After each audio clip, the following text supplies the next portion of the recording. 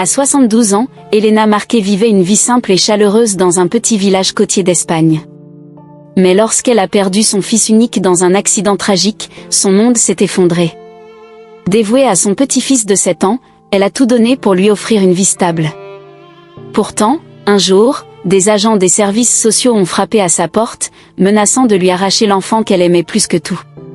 Ce qui s'est passé ensuite, lorsque son petit-fils a pris la parole au tribunal, a laissé tout le monde. La famille Marquez était pas comme les autres, vivant modestement mais remplie de joie dans le petit village de Cadaqués, sur la Costa Brava.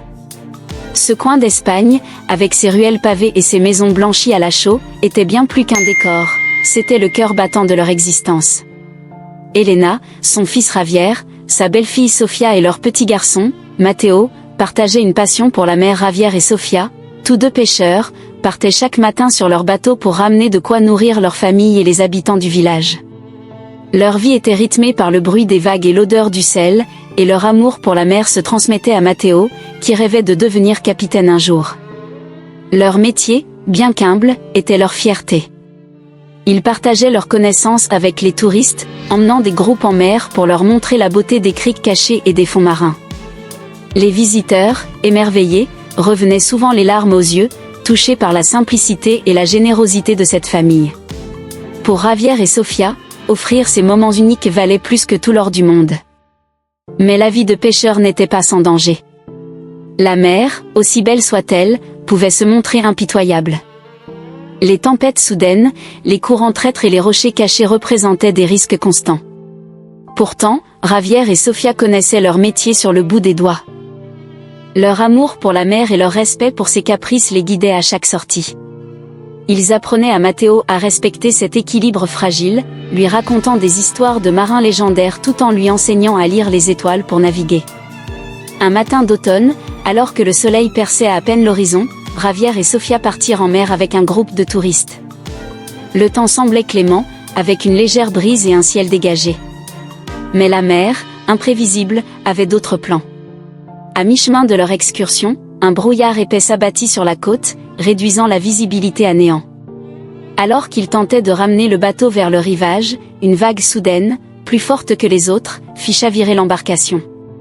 Les touristes, paniqués, furent rapidement secourus par un bateau de pêche voisin, mais Javier et Sofia, restés à bord pour aider, furent emportés par les courants.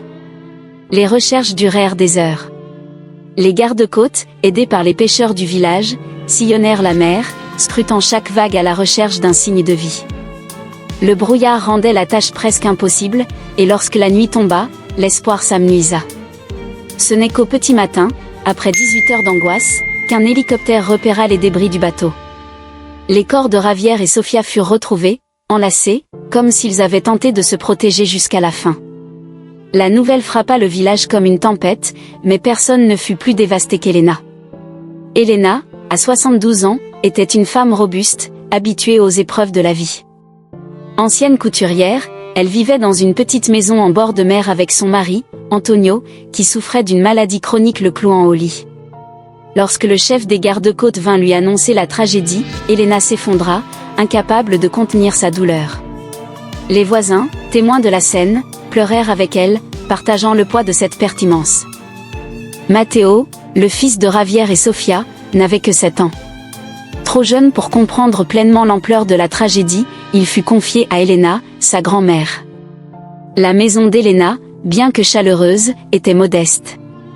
Avec ses maigres économies et la petite pension d'Antonio, elle devait faire des miracles pour joindre les deux bouts.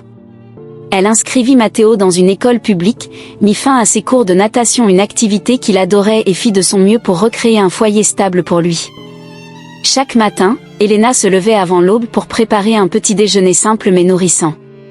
Elle racontait à Mateo des histoires sur ses parents, espérant garder leur mémoire vivante. Mais quelque chose clochait. Depuis l'accident, Mateo n'avait pas prononcé un seul mot. Il restait silencieux, le regard perdu, comme si une part de lui était restée en mer avec ses parents. Elena, inquiète, se demandait si elle faisait ce qu'il fallait. Était-elle à la hauteur pour élever un enfant dans une période aussi sombre? Margaret faisait de son mieux pour combler ce vide. Elle racontait à Andrew des histoires sur sa mère, Emily, passionnée par la nature, qui escaladait les pentes les plus raides avec un sourire éclatant. Elle parlait de Thomas, son gendre, un homme patient qui apprenait à Andrew à repérer les constellations dans le ciel étoilé d'Islande. Ces récits, bien qu'ils brisaient le cœur de Margaret, étaient sa façon de garder la mémoire de ses parents vivante pour Andrew. Mais chaque histoire semblait s'évanouir dans le silence du garçon, comme si ces mots ne pouvaient pas atteindre la profondeur de sa douleur. La situation financière de Margaret était un obstacle constant. Son salaire de réceptionniste dans un petit hôtel de Reykjavik couvrait à peine les dépenses de base, le loyer, les factures, et les médicaments pour William, cloué dans un fauteuil roulant depuis un accident survenu des années plus tôt. William, malgré sa condition, était un homme optimiste, toujours prêt à offrir un sourire ou une parole réconfortante. Mais ses limitations physiques rendaient impossible toute contribution financière significative. La pension d'invalidité qu'il recevait était maigre, et les économies du couple s'étaient évaporées au fil des ans, dépensées pour des traitements médicaux et des réparations de la maison. L'arrivée d'Andrew avait forcé Margaret à faire des choix douloureux. Elle avait dû retirer le garçon de son école privée, où il suivait des cours de violon, une activité qu'il adorait. À la place, elle l'avait inscrit dans une école publique à proximité, où les ressources étaient limitées et les classes surpeuplées. Chaque matin, en regardant Andrew partir avec son cartable trop grand pour ses petites épaules, Margaret sentait une pointe de culpabilité. Elle savait que ces changements, bien que nécessaires, ajoutaient à l'instabilité dans la vie du garçon.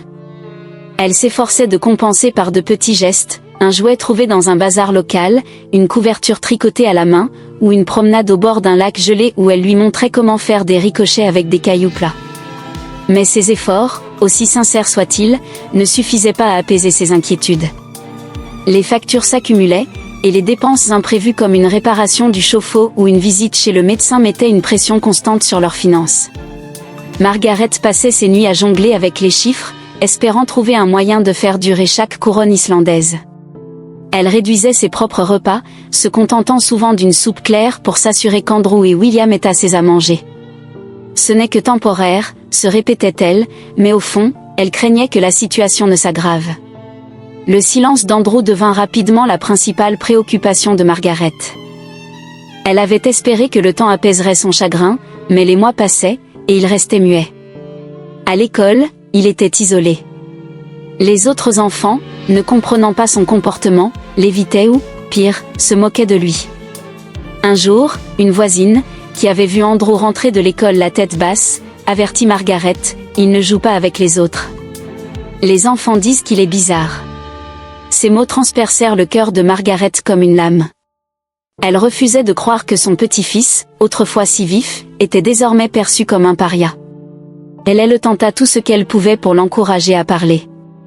Elle lui posait des questions simples, comme « As-tu aimé ton déjeuner ?» ou « Veux-tu qu'on aille voir les moutons dans le champ ?» mais Andrew se contentait de hausser les épaules ou de hocher la tête. Parfois, elle le surprenait à la regarder avec une intensité qui lui brisait le cœur, comme s'il voulait dire quelque chose mais ne trouvait pas les mots. Ces moments la laissaient démunie, partagée entre l'espoir qu'il finisse par s'ouvrir et la peur qu'il reste enfermé dans son silence pour toujours. Un soir, alors qu'elle bordait Andrew dans son lit, un matelas d'appoint posé dans un coin du salon, car la maison n'avait pas de chambre supplémentaire, elle s'assit à ses côtés et lui caressa les cheveux. « Mon chéri, je sais que c'est dur. Mais je suis là, et je t'aime. Tu peux me parler quand tu seras prêt. » Andrew la regarda, ses grands yeux noisettes brillant dans la lumière tamisée, mais il ne répondit pas. Margaret sentit les larmes lui monter aux yeux, mais elle les ravala, déterminée à rester forte pour lui. Quelques semaines plus tard, un appel de l'institutrice d'Andrew changea tout. La voix au téléphone était douce mais ferme. « Madame Foster, je dois vous parler d'Andrew. Il ne s'intègre pas à l'école. Il ne parle pas, ne participe pas aux activités, et certains enfants commencent à l'intimider. Je m'inquiète pour lui. Pouvez-vous venir à l'écho? Pouvez-vous venir à l'école pour en discuter ?» Margaret, le cœur serré, prit rendez-vous immédiatement. À l'école, elle fut accueillie par l'institutrice, une femme d'âge moyen nommée Anna, dont le regard trahissait une réelle préoccupation. « Andrew est un garçon intelligent, » expliqua Anna, mais son silence est inhabituel. À son âge, les enfants sont généralement bavards, même dans des situations difficiles. A-t-il toujours été comme ça à la maison? Margaret, la gorge nouée, raconta tout, l'accident, la perte de ses parents, le déménagement, les changements d'école. Elle avoua, avec une pointe de honte, qu'Andrew n'avait pas prononcé un mot depuis des mois. Anna hocha la tête, compatissante. Je ne suis pas médecin, mais cela ressemble à un stress post-traumatique. Vous devriez consulter un spécialiste le plus tôt possible. Il a besoin d'aide pour surmonter ce qu'il a vécu. Ces mots confirmèrent les pires craintes de Margaret. Elle savait qu'Andrew souffrait, mais entendre un diagnostic, même informel, rendait la situation plus réelle, plus effrayante. Elle remercia Anna et promit de prendre rendez-vous, mais en rentrant chez elle, une nouvelle vague d'anxiété l'envahit. Comment allait-elle payer pour un spécialiste? Les consultations psychologiques étaient coûteuses, et elle n'avait pas d'assurance pour couvrir ce genre de frais. Elle passa la nuit à réfléchir, mais chaque idée semblait buter contre le mur de ses finances limitées. Quelques jours plus tard, Margaret emmena Andrew chez un pédiatre recommandé par un voisin. Le cabinet, situé dans un petit immeuble au centre de Reykjavik, était chaleureux, avec des murs décorés de dessins d'enfants et une salle d'attente remplie de jouets. Le médecin, le docteur Sigurdsson, était un homme d'une 50aine d'années, avec une voix douce et un sourire rassurant. Il passa du temps avec Andrew, l'observant jouer avec des blocs de construction tout en posant des questions à Margaret. Margaret sourit faiblement, touchée par l'optimisme de son mari, mais elle savait que ses options étaient limitées. William, malgré sa volonté, était physiquement incapable de travailler à plein temps. Elle décida donc de redoubler d'efforts. Elle commença à travailler des heures supplémentaires à l'hôtel, acceptant des tâches comme nettoyer les chambres ou aider en cuisine. Ces heures la laissaient épuisée, mais elle rapportait un peu d'argent en plus, qu'elle mettait de côté pour les consultations d'Andrew. Elle réduisit encore ses dépenses personnelles, renonçant à tout ce qui n'était pas essentiel. Elle cessa d'acheter de nouveaux vêtements, réparant ses vieux pulls avec son aiguille et son fil. Elle négocia avec le propriétaire pour réduire légèrement le loyer, promettant de faire elle-même les réparations mineures. Chaque couronne économisée était un pas vers un avenir meilleur pour Andrew. Mais ces sacrifices avaient un coût. Margaret dormait à peine, se réveillant à l'aube pour préparer le petit déjeuner et rentrant tard après ses longues journées. Elle sentait son corps s'épuiser, ses articulations douloureuses lui rappelant son âge. Pourtant, elle refusait de céder. Chaque fois qu'elle regardait Andrew, elle puisait une force nouvelle. Pour lui, murmurait-elle en s'endormant, les larmes aux yeux. Malgré les défis, Margaret commença à remarquer de légers changements chez Andrew. Un matin, alors qu'elle lui servait son porridge, il tendit la main pour prendre une cuillère sans qu'elle ait à la lui donner. Ce geste, si simple, lui arracha un sourire. Une autre fois, alors qu'il regardait le coucher du soleil, Andrew pointa du doigt un nuage en forme de bateau, un éclat de curiosité dans les yeux. Ces moments, bien que rares, étaient des lueurs d'espoir dans l'obscurité. Mais alors que Margaret commençait à croire que les choses s'amélioraient, un nouveau coup dur frappa. Un après-midi, alors qu'elle pliait du linge, la sonnette retentit. En ouvrant la porte, elle se retrouva face à deux agents des services sociaux, un homme et une femme, tous deux portant des dossiers et des expressions sérieuses. « Madame Foster, nous sommes ici à propos d'Andrew. Nous avons reçu un signalement de l'école concernant son bien-être. » Margaret sentit son cœur s'arrêter. « Un signalement ? De quoi parlez-vous ? demanda-t-elle, la voix tremblante. L'agent, une femme d'une 30aine d'années, expliqua calmement mais fermement. Selon l'école, Andrew ne parle pas, il est victime d'intimidation, et il semble isolé. De plus, nous avons des préoccupations concernant votre situation financière et votre capacité à subvenir à ses besoins. Votre maison est petite, et vous prenez soin de votre mari, qui est invalide. Nous devons enquêter pour nous assurer que l'enfant est dans un environnement adapté. Margaret sentit la panique monter. Andrew est aimé ici. Je fais tout ce que je peux pour lui. Il a besoin de moi, protesta-t-elle. L'homme, plus âgé, hocha la tête. Nous comprenons, madame, mais nous devons agir dans l'intérêt de l'enfant. Une plainte a été déposée, et nous avons une ordonnance judiciaire pour placer Andrew dans un foyer temporaire le temps de l'enquête. Vous pourrez contester cette décision au tribunal, mais pour l'instant, nous devons l'emmener. Margaret tenta de s'interposer, mais l'agent l'arrêta doucement. Andrew, qui jouait dans un coin du salon, leva les yeux. Son regard croisa celui de Margaret, et elle y vit une peur qu'elle n'avait jamais vue auparavant. Il se leva, serrant un vieux jouet en forme de mouton contre lui, et s'approcha d'elle. Mais avant qu'elle ne puisse le prendre dans ses bras, l'agent le guida vers la porte.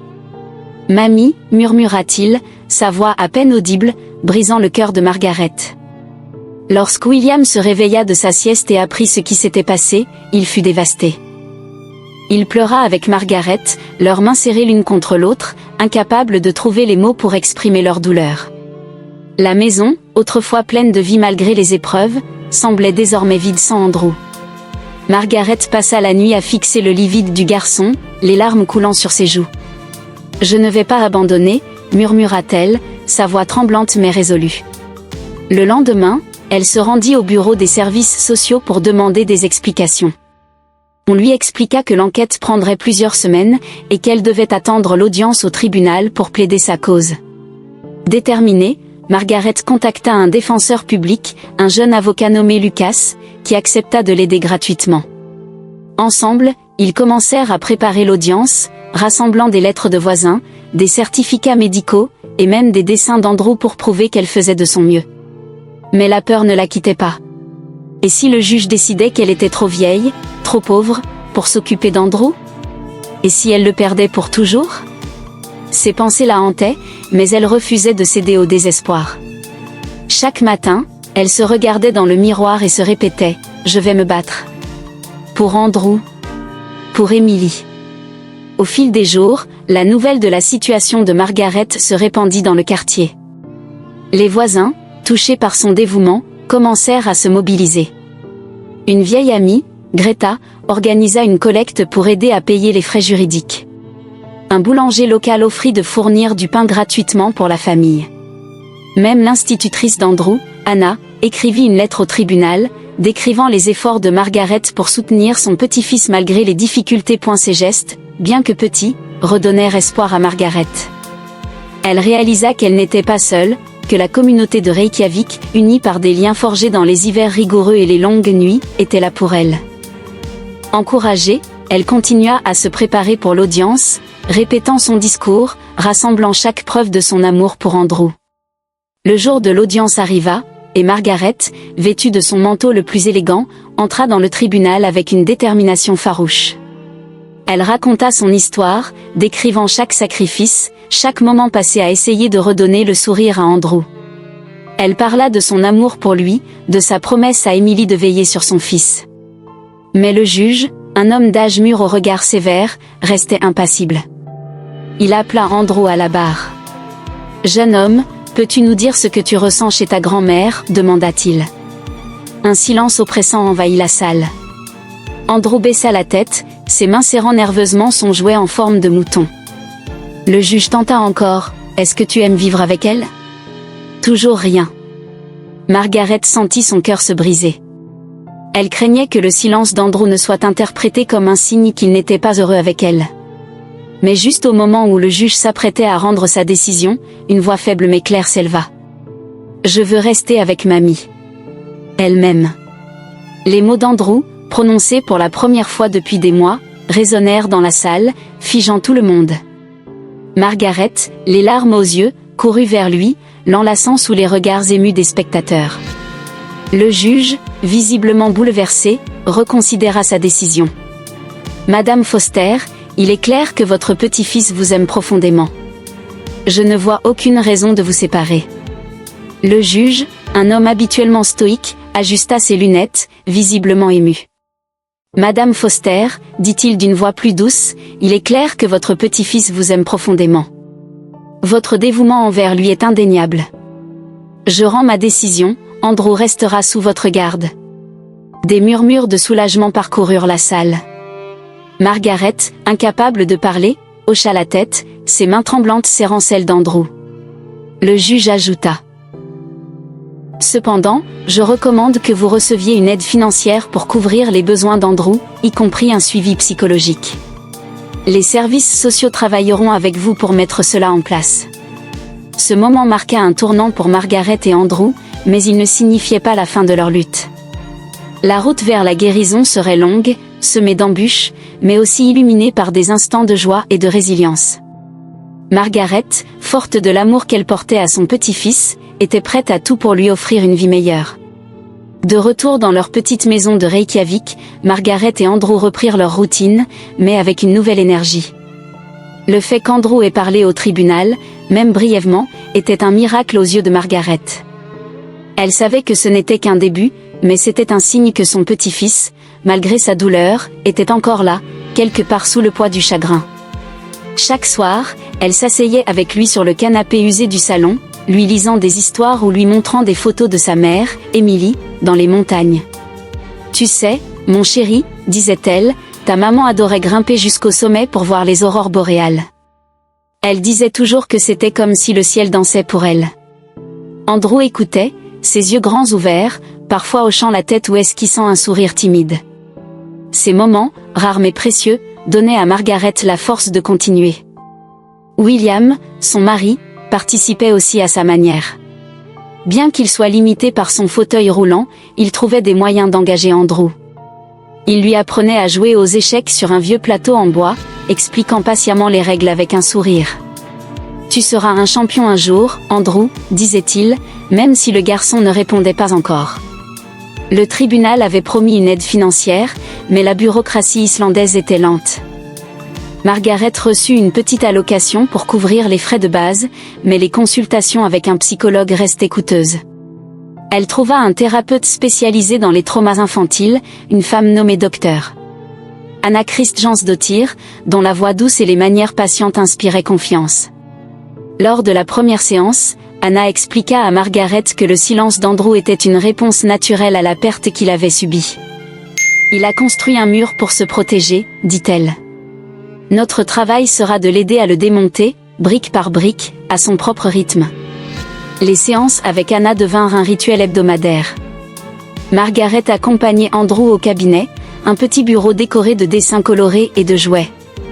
Pendant que le garçon jouait avec des blocs ou dessinait, Anna l'observait, lui posant des questions simples et l'encourageant à s'exprimer par d'autres moyens. Margaret, qui attendait dans une pièce adjacente, feuilletait nerveusement des magazines, espérant chaque fois qu'Andrew ferait un pas de plus vers la parole. Après chaque séance, Anna partageait des observations encourageantes. « Il a tenu un crayon plus longtemps aujourd'hui » ou « Il a regardé par la fenêtre quand j'ai parlé de ses parents, c'est un signe qu'il écoute. » Margaret ne baissa pas les bras. Déterminée à subvenir aux besoins de sa famille, elle se mit à chercher du travail dans tout Reykjavik. Elle frappait aux portes des hôtels voisins, des cafés, des magasins, offrant ses services comme femme de ménage, réceptionniste ou même cuisinière. « J'ai des années d'expérience », expliquait-elle, son CV froissé à la main. Mais les réponses étaient souvent les mêmes, « Vous êtes trop âgé » ou « Nous cherchons quelqu'un de plus dynamique ». Ces refus, bien que polis, étaient comme des coups de poignard. Margaret, qui avait toujours été fière de sa résilience, sentait parfois le désespoir l'envahir. Un jour, alors qu'elle rentrait chez elle après une énième journée infructueuse, elle passa devant un petit marché local. Une vieille connaissance, un gars, tenait un stand de poissons frais. En voyant l'air fatigué de Margaret, un gars l'invita à s'asseoir et lui offrit une tasse de thé. « Margaret, tu ne peux pas continuer comme ça, dit-elle. Tu te bats pour Andrew, mais tu dois aussi prendre soin de toi. » Touchée par ces mots, Margaret partagea ses inquiétudes, les factures, les séances de thérapie, la peur de ne pas être à la hauteur. Un gars, ému, lui proposa un travail à temps partiel à son stand, triant les poissons et servant les clients. Ce n'était pas grand-chose, mais c'était un début. Margaret accepta avec gratitude. Chaque matin, elle se levait à l'aube, embrassait Andrew avant qu'il ne parte pour l'école, et rejoignait le marché. L'odeur du poisson frais et le bruit des vagues au loin lui rappelaient les jours où elle aidait sa propre mère à préparer des repas pour la famille. Ce travail, bien que fatigant, lui redonnait un sentiment de dignité. Elle économisait chaque couronne, mettant de côté pour les séances d'Andrew et les réparations de la maison, qui menaçaient de s'effondrer sous le poids des hivers islandais. Au fil des semaines, la nouvelle de la lutte de Margaret se répandit dans le quartier. Reykjavik, malgré son statut de capitale, avait l'âme d'un village, où les voisins se serraient les coudes face aux épreuves. Les habitants, touchés par l'histoire de Margaret et Andrew, commencèrent à se mobiliser. Une boulangère du coin, Elsa, apportait des pains invendus à la fin de la journée. Un menuisier local, Bjorn, offrit de réparer gratuitement le toit qui fuyait. Même les enfants du quartier, qui avaient autrefois évité Andrew, commencèrent à l'inclure dans leurs jeux, encouragés par leurs parents. Un soir, une réunion communautaire fut organisée dans la petite salle des fêtes du quartier. Greta, une amie de longue date de Margaret, prit la parole. « Margaret est l'une des nôtres, dit-elle, sa voix résonnant dans la salle. Elle a tout donné pour son petit-fils, et maintenant, c'est à nous de l'aider. » Les voisins décidèrent de créer un fonds communautaire pour soutenir les frais médicaux d'Andrew. Certains donnèrent de l'argent, d'autres des vêtements ou des jouets pour le garçon. Un jeune musicien, Olaf, proposa même de donner des cours de guitare gratuits à Andrew, espérant que la musique pourrait l'aider à s'exprimer. Margaret, présente à la réunion, fut submergée par l'émotion. Elle n'avait jamais demandé de charité, mais cette vague de soutien lui redonna foi en l'humanité. « Merci », murmura-t-elle, les larmes aux yeux. « Je ne sais pas comment vous remercier. » Greta posa une main sur son épaule. « Tu n'as pas à nous remercier, Margaret. On prend soin les uns des autres ici. » Les séances avec le docteur Anna commencèrent à porter leurs fruits. Andrew, bien qu'encore réticent à parler, montrait des signes d'ouverture. Lors d'une séance, il dessina une montagne avec un ciel rempli d'aurores boréales, et Anna remarqua qu'il avait ajouté 2 petites silhouettes au sommet. « Ce sont tes parents ?» demanda-t-elle doucement. Andrew hocha la tête, un geste qui fit naître un sourire chez la thérapeute. « C'est un grand pas, Andrew. Tu te souviens d'eux, et c'est une belle chose. » À la maison, Margaret suivait les conseils d'Anna, encourageant Andrew à s'exprimer à travers des activités.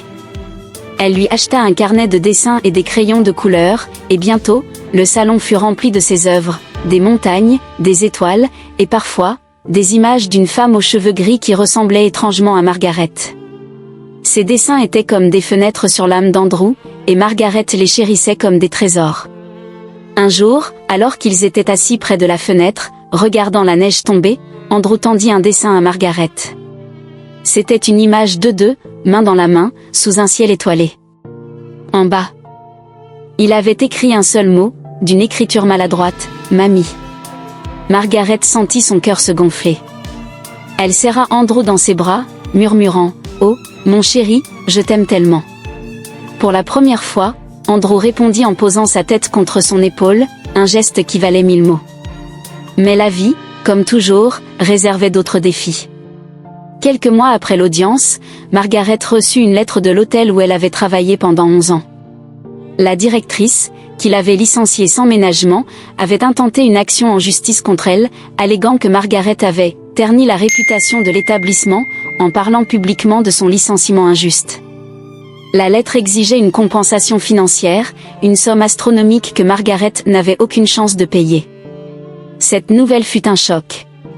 Margaret, déjà épuisée par ses longues journées au marché et ses efforts pour soutenir Andrew, sentit le désespoir l'envahir à nouveau. Elle consulta Lucas, l'avocat qui l'avait aidé au tribunal, mais il l'avertit que contrer cette plainte nécessiterait du temps et de l'argent. « C'est une tentative d'intimidation », expliqua-t-il. « Ils savent que vous n'avez pas les moyens de vous défendre, mais nous pouvons contre-attaquer pour licenciement abusif et discrimination fondée sur l'âge. » Margaret, bien que terrifiée par l'idée d'un nouveau combat juridique, accepta. Avec l'aide de Lucas et du fonds communautaire, elle déposa une contre-plainte contre l'hôtel. Les semaines qui suivirent furent un tourbillon d'anxiété. Margaret passait ses nuits à lire des documents juridiques, essayant de comprendre les termes complexes, tout en continuant à travailler et à s'occuper d'Andrew et William. Elle craignait que cette bataille ne draine les ressources qu'elle réservait pour la thérapie d'Andrew. Après des mois de tension, le jour du procès arriva. Margaret, soutenue par Lucas et plusieurs voisins venus témoigner en sa faveur, entra dans la salle d'audience avec une détermination renouvelée. Elle raconta son histoire, ses années de loyauté envers l'hôtel, les sacrifices qu'elle avait faits pour continuer à travailler malgré les épreuves, et l'injustice de son licenciement. Les témoignages des voisins, décrivant son dévouement envers Andrew et sa résilience face à l'adversité, pesèrent lourd dans la balance. Le juge, impressionné par la force de Margaret et les preuves accablantes contre l'hôtel, rendit un verdict en sa faveur. L'hôtel fut condamné à verser une indemnisation substantielle pour licenciement abusif et discrimination. De plus, Margaret reçut une compensation pour le préjudice moral causé par les accusations injustes de la directrice. Cette victoire, bien que financière, était avant tout une reconnaissance de sa dignité. Avec l'argent de l'indemnisation, Margaret put enfin apporter des changements significatifs à leur vie. Elle rénova la maison, ajoutant une chambre lumineuse pour Andrew, décorée avec des posters d'aurore boréale et des étagères pour ses dessins. Elle engagea un tuteur pour aider Andrew à rattraper son retard scolaire, et les séances avec le docteur Anna devinrent plus régulières. Andrew, encouragé par ces changements, commença à parler davantage, d'abord en phrases courtes, puis en histoires entières sur ses parents et ses rêves de devenir guide de montagne comme eux. Un an après l'audience, la maison de Margaret était méconnaissable. Les murs, autrefois ternes, étaient maintenant ornés de dessins d'Andrew et de photos de famille. Le salon, jadis encombré, était devenu un espace chaleureux où Margaret, William et Andrew passaient leur soirée à rire, jouer aux échecs ou écouter de la musique. Andrew, désormais âgé de 7 ans, avait retrouvé une partie de sa joie de vivre. Il parlait de ses parents sans tristesse, comme s'il avait appris à porter leur mémoire avec amour plutôt qu'avec douleur. Margaret, elle, avait trouvé un nouvel équilibre. Elle continuait à travailler au marché, mais à un rythme moins intense, grâce à l'indemnisation qui lui offrait une certaine sécurité financière. Elle passait plus de temps avec Andrew, l'emmenant en promenade dans les collines autour de Reykjavik, où il cherchait des traces d'aurore boréale, comme Emily l'avait fait autrefois. William, bien que toujours limité par sa condition, trouvait du réconfort à voir sa femme et son petit-fils si proches. Un soir, alors que la neige tombait doucement dehors, Andrew s'approcha de Margaret avec un dessin. C'était une image de leur maison, avec 3 silhouettes devant, lui, Margaret et William. « C'est nous, dit-il, sa voix claire et assurée.